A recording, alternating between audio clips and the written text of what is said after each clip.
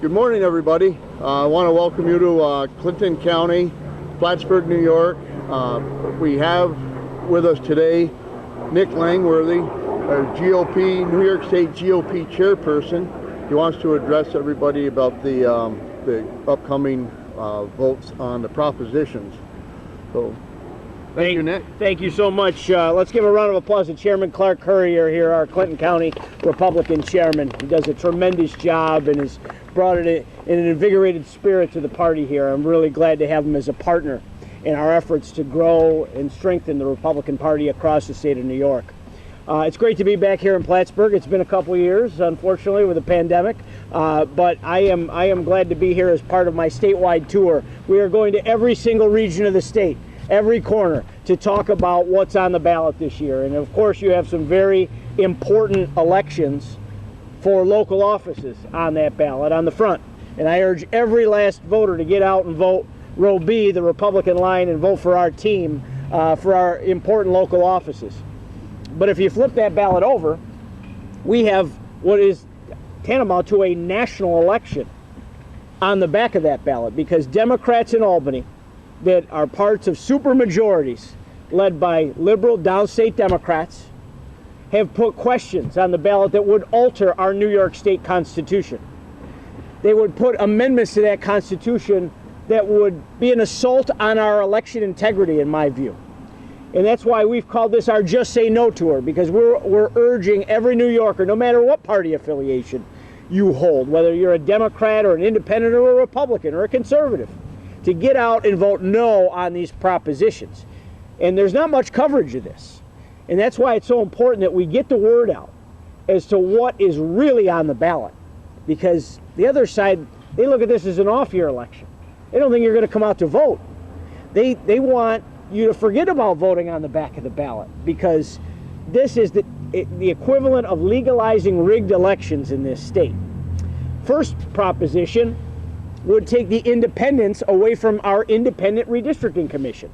In the year 2014, New Yorkers all over the state came out in droves and supported an amendment to our Constitution that would take redistricting out of the hands of politicians and put it back in the hands of the people, by giving an independent commission that would cut the lines for Congress and the state assembly and the state senate. We want fair and honest districts. We don't want gerrymandering, from the far left. So now that they have supermajorities, what's their first act? To come in and gut that independent redistricting commission by putting this on the ballot. It would shut down the work of this commission that has maps on the table and public hearings going on right now as we speak. It would give them an unworkable timeline to create a new commission. And you know what? It's a poison pill for failure, because they would just take the power back into the majorities, the supermajorities that are run by downstate radical liberal Democrats. And they're going to gerrymander our districts away because they want to have even more power. This is the worst power grab probably in the history of Albany. Another proposition, number 3, create same-day voter registration. Now, this is a red carpet for voter fraud in this state. And I'm going to start out by saying that we do have honest and fair elections right now in New York. We need to keep it that way. We have honest elections because we have a board of elections that's bipartisan. So no matter if you're in the reddest part of the state or the bluest part of the state, for every Democrat on a counting table, there's also a Republican. It's a self-policing system. But same-day voter registration, that's going to blow the lid off of that. Because what you could have say you have a hot congressional race, which we have many in this state, many races that come down to the wire. There's nothing to say under this law, if this becomes part of our Constitution, that a bus shows up here in Plattsburgh from people that clearly don't live in Plattsburgh. And they say, I'm registering to vote at Clark Currier's house today. There's nothing that poll worker can do to deny them that. Because in New York, you're not allowed to ask for voter identification. Voter ID, try as people like Dan Stack might, they can't get an up and down vote on voter ID in New York. The Democrats will not let it happen. That time-honored, principle of be who you say that you are and prove it, that doesn't apply here. Democrats say it's racist to ask someone for an identification. We ask for an ID on everything. When I'm in New York City, I have to show a vaccine card and an ID to walk into a restaurant, but not to vote in this state. And it's wrong, and we need to keep pressing for voter ID in this state to really secure our elections. But those people that could come here, that don't live here, they can demand a ballot and vote here if they're willing to register to vote here on the same day of the election. It's wrong. It will violate the sanctity of our elections, and it must be stopped. And last but certainly not least, the expansion of mail-in voting. Now, there's a lot of angst still, and there's still uncertainty about the outcome in some people's minds of the 2020 election. And that is largely in states where there was large, widespread abuse of mail-in voting and expansion. And blue state governors did quite a job expanding mail-in voting in the name of COVID. Now, in New York, we at least had the saving grace of an application process. We could verify the application and the voter. In other states, that wasn't the case. And if we memorialize an expanded, no-excuse absentee balloting in our state constitution, that application process is going to go flying out the window. And we're not going to have those safeguards in places. And you're going to have raw ballots flying all over this state.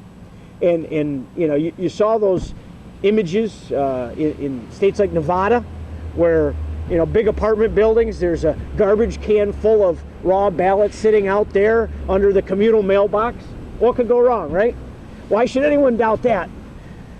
We want to make it easier for people to vote, but harder for people to cheat. And we deserve honest and fair elections. People have fought and died for our right to have that. We have to vote no on this proposition. Don't let ballot harvesting come to New York. And that's what's going to happen here.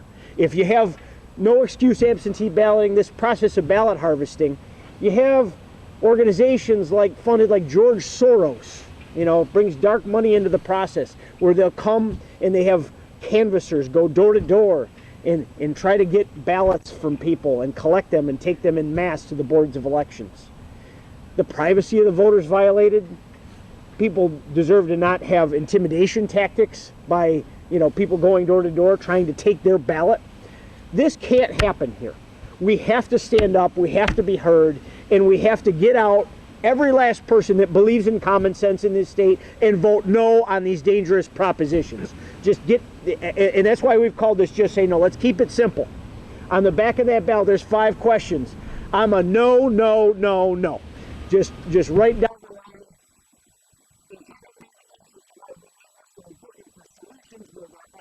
Problems. I have yet to find someone in this state that says, I want to vote, but I can't figure out how. The polls are open right now. You can go in there and vote all day. For 10 days, we have early voting in the state. It's fair, it's honest, and you can get it done. If you have a purpose, you can get an absentee ballot. And you know what? For the first 200 years of this country's existence, we were able to just go on one day and vote. And that's a great way to do it, too. So I'm urging all New Yorkers, get out there and vote no on these propositions. Thank you so much. And now we'll have our great senator who's doing a tremendous job, Dan Steck, come up and say a few words. Thanks, Chairman. Thanks so much, Senator. Thanks, Chairman. Good morning, everyone. First, thank you, Chairman Langworthy, for making the trip. You are everywhere. I think I'm everywhere. But I've got a small area, only the size of Connecticut and Rhode Island to cover. He's got the entire state, and he's been everywhere advocating for good government ever since I've known him, and he's doing a good job, and it's a privilege to have him here with us in the North Country today. And Chairman Currier, thank you for pulling this all together. My friends and colleagues in government here, it's good to see you all. Maybe a new face in Plattsburgh, but certainly not in the southern half of my Senate district is my successor in the Assembly, Assemblyman Matt Simpson. He's doing a great job. And we're all here today to talk exactly about what Chairman Nick Langworthy just talked about. It should be easy to vote and hard to cheat. That is the perfect catchphrase for exactly what we're talking about here. And I just, don't take my word for it. A politician standing here telling you how to vote on election day, that's been going on since time ever began. But I'd ask everybody to reflect, how difficult is it to register to vote? Has anyone in the North Country had difficulty registering to vote. I don't get calls in my office saying, you know what, it's a hassle to register to vote. You actually have to sign your name and drop something in the mail, or you got to walk in and wait 30 seconds in line to register to vote. It's easy to vote. On the subject of voter ID, as an aside, I think it's highly insulting for my colleagues on the other side of the aisle to suggest that entire blocks of people aren't smart enough or don't have the wherewithal to go get a government ID free of charge. I mean, I think that's insulting, to say the very least. Again, it's not difficult at all to register to vote. We don't have lines. You're not standing out in the rain for hours at a time waiting to vote. Now we have early voting. 10 days early. So there's no need for the absentee ballot, and the ballot harvesting will come with mail-in ballots all over the place. If you've got 10 days to go get yourself to a polling station, because it's not going to be convenient, or you're not going to be around on election day. So the idea years ago of no excuse absentee ballot, or no excuse absentee voting, that had legs before we went to 10 days of early voting. So now with 10 days early voting, there's no legitimate reason to have that provision anymore. These 3 ballots done by supermajorities in a party that is under one party control, that's what we're talking about. That's why we're seeing these now. We didn't see these 10 years ago because no one thought of this issue 10 years ago. These are in front of us now because the party in charge has found a way to game the system to ensure that they can throw a national election and these House races that they want to first carve up the state to benefit their candidates, and then second, go in and target some of these House races to make sure that that New York is in a position to swing the balance of power in Washington, D.C. Make no mistake, that's exactly what this is all about. And again, there's absolutely no reason for any of these 3 ballots having to do. They are not bipartisan. And the last point I want to make, the chairman brought up, in 2014, the voters of the state of New York passed the constitutional amendment creating the Independent Redistricting Commission. This is our first census since that constitutional amendment kicked in. The Democrats haven't even allowed it to give it a try. The voters said 7 years ago, we want an independent, we want to take the pen out of politicians' hands, and we want to put it in an independent commission. Now that that independent commission has started their work, before they've even finished that work, we want to, in the middle of that process, stop it and take the pen over and redraw these lines in January. And if Proposition 1 passes, that's exactly what's going to happen between now and petitions next February. So again, this is a pure power grab. It's shameless, it's very obvious and very transparent. Voters are smart enough to see through this. Certainly North Country voters will realize we don't need these things to go vote. Voting in the North Country is not difficult at all. This is an easy no vote, and I encourage everyone to vote no on 1, 2, 3, and 4. Thank you. Thanks so much, Senator. Let's have a word from our Assemblyman Matt Simpson. Thank you, Chairman. The chairman was correct. This is an assault on our democracy and our hardworking families in New York State. This is just wrong, and it's a symptom of the one-party control that we have in New York State right now, where we're not all being represented in the state legislature. These propositions will do nothing but create chaos and an opportunity for challenges for candidates throughout the state.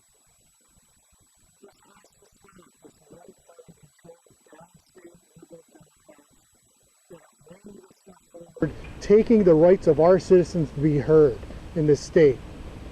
So I want you, the people of New York State, to join us and oppose these propositions. This is not the answer. We stand for free, fair elections. Elections that we can stand behind and support. And that's what New Yorkers expect from us. So I want to thank you all for being here. This is a very important issue. I want to thank all my colleagues for being here to support us in this effort. Thank you. Thank you, Assemblyman. Chairman, you want to recognize the other dignitaries that have joined us here this morning? Yeah. Again, thank you all for your interest in this matter and in attending this. I'd like to start from my left. We have Stephen is running for Assembly District against Billy Jones. We have our great and honorable John Zerlo Sr., our longtime county clerk. We have Tom Metz, our county chairperson, our chairman for Town of Plattsburgh Republican Committee. have Jarek that's running for council person for town of Morris. Francis Perrier, who's a legislator representing Morris Altona area. Of course, you know Matt and yourself.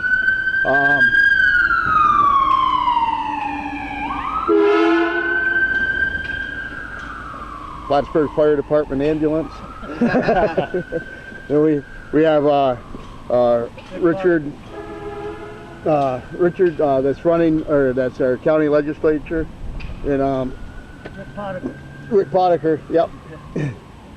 And Jesus, sorry, yeah, Kevin Randall. I'm sorry.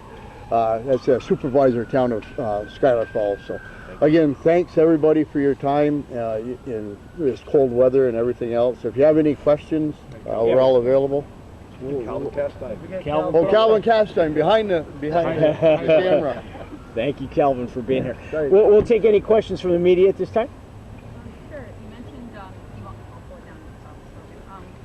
you mentioned that you want to make it, easier to vote but harder to cheat. So I was wondering if you could speak to if there are any particular changes in that vein that you support.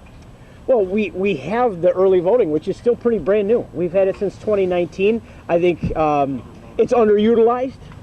We need more people to vote, early and get out and take advantage of it. We're spending a lot of money to have our polls open across the state, in its varying degrees in different counties. That makes it easier to vote as it is. I mean, plus we had a record participation last year. It wasn't just because of an expanded COVID mail-in voting. It was because we had a very, contentious national election. We have a great deal of participation in this state. This is an off-year election. It's going to diminish, obviously, and I think that's why Democrats chose a year like this, where there won't be as much participation, to put these propositions on the ballot.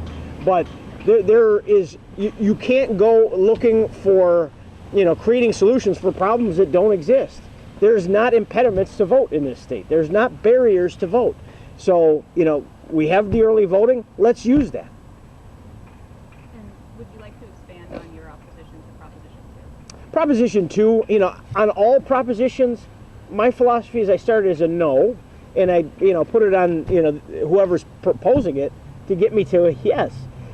It really sounds great to say everyone has a guaranteed right to clean air and clean water. Who couldn't be for that, right? But with vague language like that, and as I've heard it presented by a lot of different regions of the state and stakeholders, this is an assault on agriculture potentially. This is an assault on any industry. There's 1,000+ regulations on the books in New York State on environmental policies on clean air and water. We are a very highly regulated state. There's no reason that a specific solution to a specific problem couldn't be achieved by legislative means, especially when Democrats and leftists have supermajorities in the Senate and the Assembly. To memorialize language giving a guarantee to clean water and clean air just opens up a Pandora's box for trial lawyers to just create lawsuit after lawsuit against all of our industry, drive jobs out of this state, and that we aren't already achieving through a very aggressive DEC and a very aggressive state government on environmental policy. Any other questions? All right, thank you very much for coming, everyone. Really appreciate your help. Take care. Thank you.